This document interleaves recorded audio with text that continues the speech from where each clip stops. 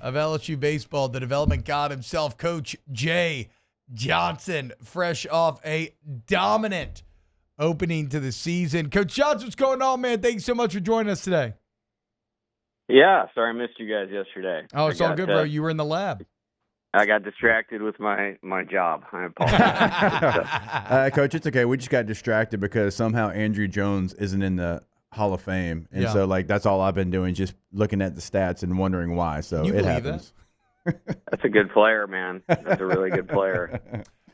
Coach, I must thank you off the bat here because you continue to be one of the best communicators when it comes to talking to the layman, the meathead, the dumb football caveman, the strike zone line of scrimmage analogy, and controlling both offensive and defense. I mean, chef's kiss.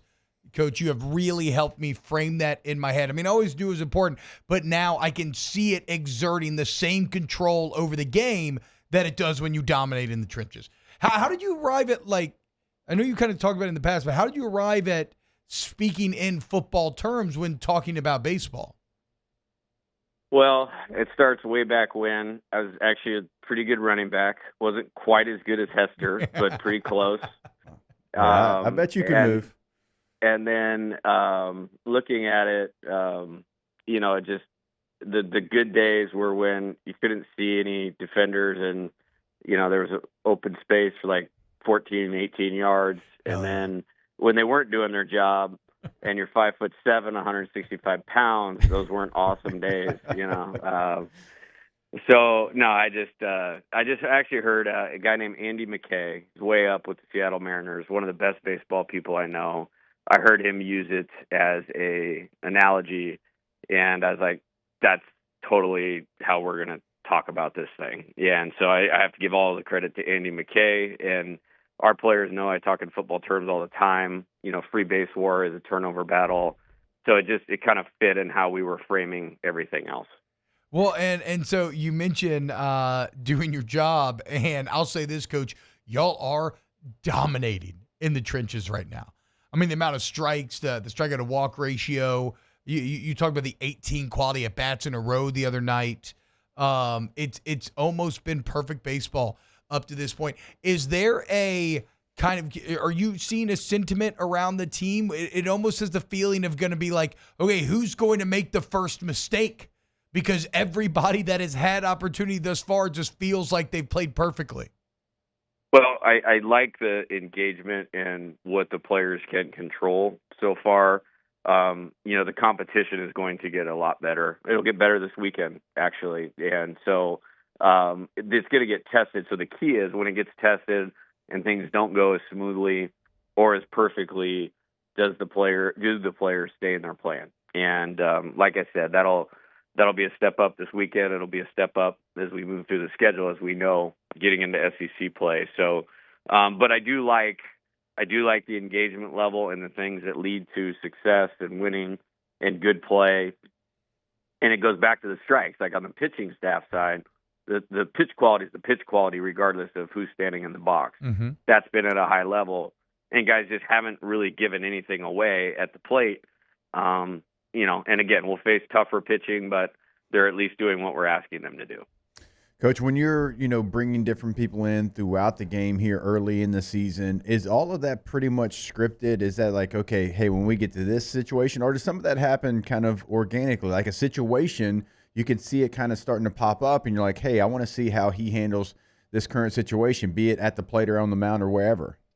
Yeah, definitely, for sure. I mean, obviously, like with the pitching staff, there's a lot, probably still to be decided as far as how things are going to shake out. But, I mean, it doesn't take a rocket scientist to see, like, for instance, Kason Evans has a great arm. Yeah. And so I wanted to, get him in the game and get kind of that first one out of the way in a low leverage situation, because the next one is probably not going to be like that. You know what I mean? And then you get the same with, Maverick Rizzi, William Schmidt.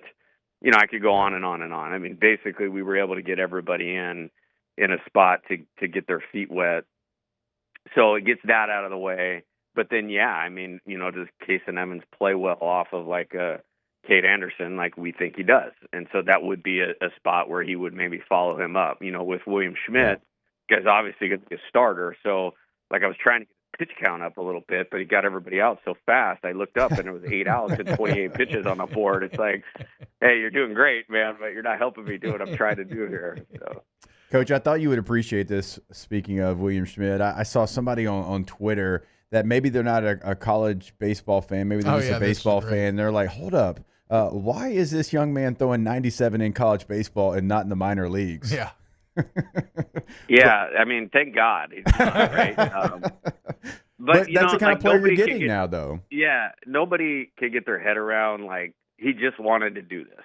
Like, I mean, it was kind of cool. Like, we have a cool relationship because he, turned down a lot of money and all of that. Like, he literally put his arm around me and said thank you when I came out to the mound to get him the other day. Wow. And it's like, that's the guy cool.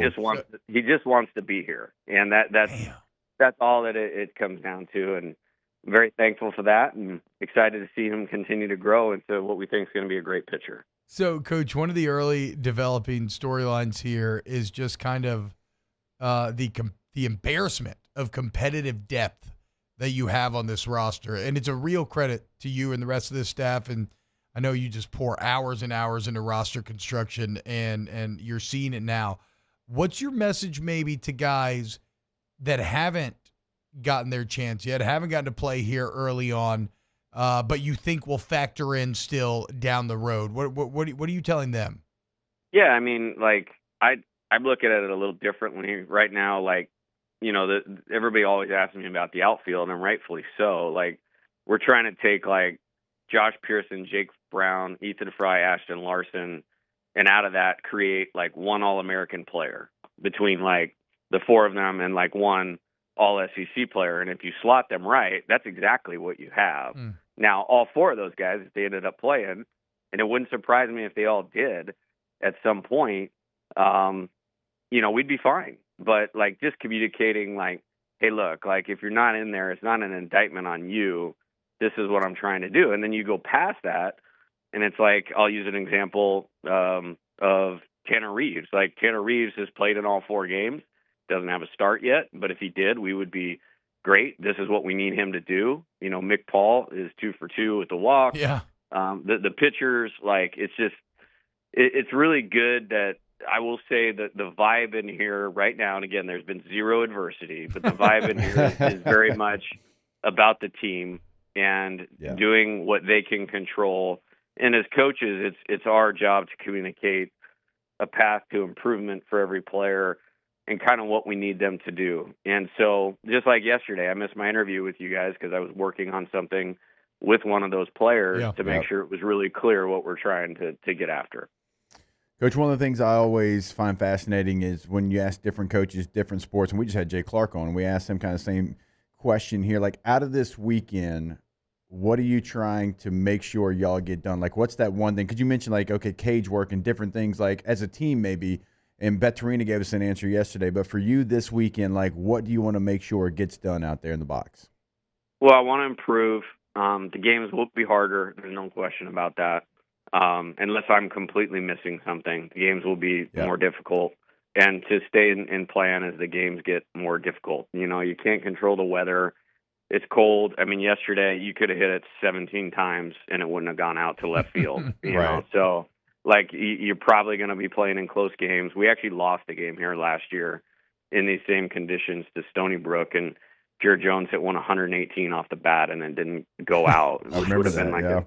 Been a 3-run homer. So, can you play a disciplined approach to a game like that, which is something I take a lot of pride in that our team can do. I think we're better positioned to do that type of thing this year. So just play the game, win. Obviously, that's always the number one goal. And, I'm not like just trying to figure stuff out. We want to win the game and then figure stuff out, as we're going is kind of the model.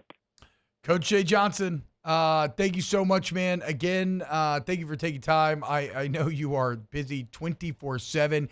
Get out to the box this weekend, guys. Another chance to watch this team, who you hope ends up in Omaha, play Omaha this week. And remember, Nichols on Monday, and then we're off to Texas next week. Coach, thank you so much for joining us this morning. All right, guys. Have a great day.